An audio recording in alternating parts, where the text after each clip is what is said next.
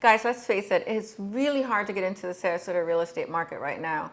It has gotten either too expensive for many of you, or there are just limited real estate options on the market. It is just frustrating to you, the buyer, and actually also to realtors. But what if I told you there may be another avenue to get into this real estate market, especially for the budget seeker? In this video, we will explore the opportunity to acquire a lot for the construction of a tiny home or prefab home in Sarasota. We will review top-line regulations, and we will visit a tiny home and address some of the pros and cons of living small. Tiny living has gotten really popular over the last few years, and that has been propelled forward recently with the news that Elon Musk, which most of us know as the Tesla CEO billionaire, now apparently lives in a $50,000, 375 square foot prefab home from Boxable. The home comes complete in one box and takes about 1 day to set up. It sounds unreal, honestly. But as you can imagine, Boxable homes are already sold out and many on back order.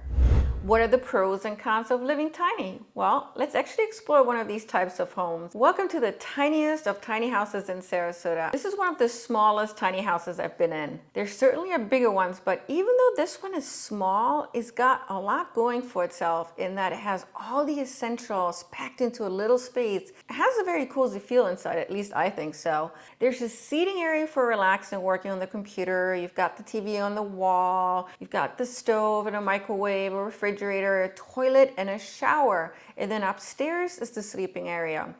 If you're looking for simplicity and saving money, then tiny living may be an option for you. And to consider a tiny house or a prefab home that's on a foundation, that can cost you about $50,000 and upwards, depending on what kind you're getting, how big it is, and the interior updates you wish for. But considering that the homes in Sarasota go anywhere from $500,000, single family homes, just kind of on average, these tiny homes, even at $150,000 with all the upgrades, will still save you money. Also in the general maintenance of the homes. Due to the small space itself, you'll be spending less money on furniture and on personal belongings. There's less to keep up and a great opportunity to declutter your life and learn to appreciate the essentials. Now let's talk about the negatives, because there certainly are negatives here as well. So unless you have a garden or a backyard to move around in, and you live in an area where it is warm year round, you can literally extend the inside kind of to the outside living area wise, being in a tiny space will feel cramped in after a while.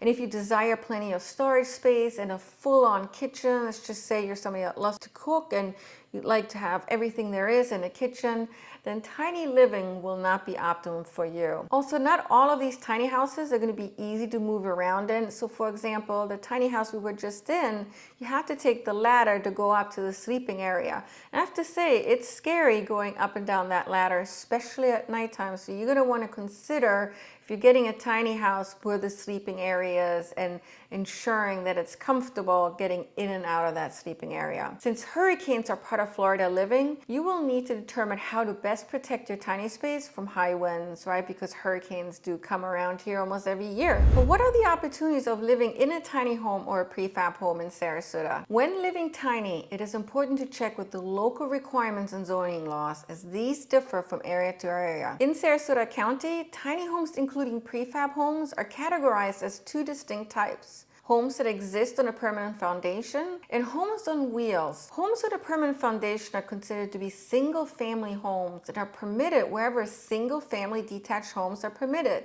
There's no minimum size requirement, but it must meet any applicable Florida building code requirements. So for example, the windows on new construction, if located within 1 mile of the coast where the wind speed is 110 miles per hour or greater, requires windows to be impact resistant. Just so you know, also, tiny homes on wheels are not considered to be a dwelling unit, but a recreational vehicle instead, because it's on wheels. They're not permitted to be used as a dwelling unit within Sarasota County. Sorry. But if you like the idea of living tiny, before committing to the purchase of land, I suggest that you speak to Sarasota County's Zoning Department and Department of House and Environment to better understand the legal requirements, the process, and costs associated with getting a septic or sewage system hooked up.